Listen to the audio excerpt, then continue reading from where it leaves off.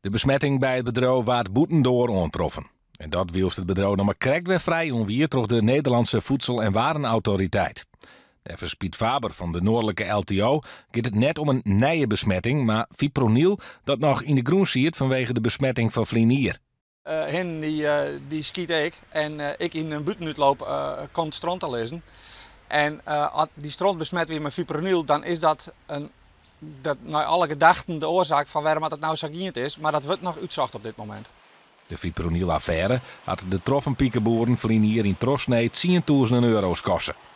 Piekenboeren vinden dat het NVWA doet iets waar onnodige paniek zwaar had. Toch botte waskoging van fipronil-aaien.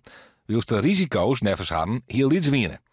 De nieuwe besmetting komt piekenboeren dan ook min uit. De fipronil-affaire was heftig in zijn omvang en had enorme impact op de betrokken ondernemers. Heeft voor een aantal bedrijven nog steeds enorme impact op die ondernemers. Dus ik leef enorm met hen mee.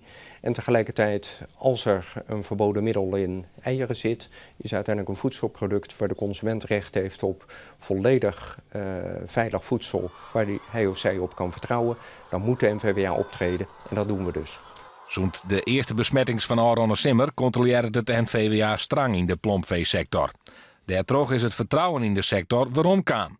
Het LTO snapt dan ook wel dat de controles nedig blijven. Strenge controle jouwt vertrouwen in het product, dus dat is altijd goed.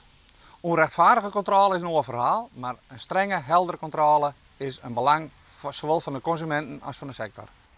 Al met al heel vervelend en het kost het klauwen met geld. En voor de belutste boeren een drama.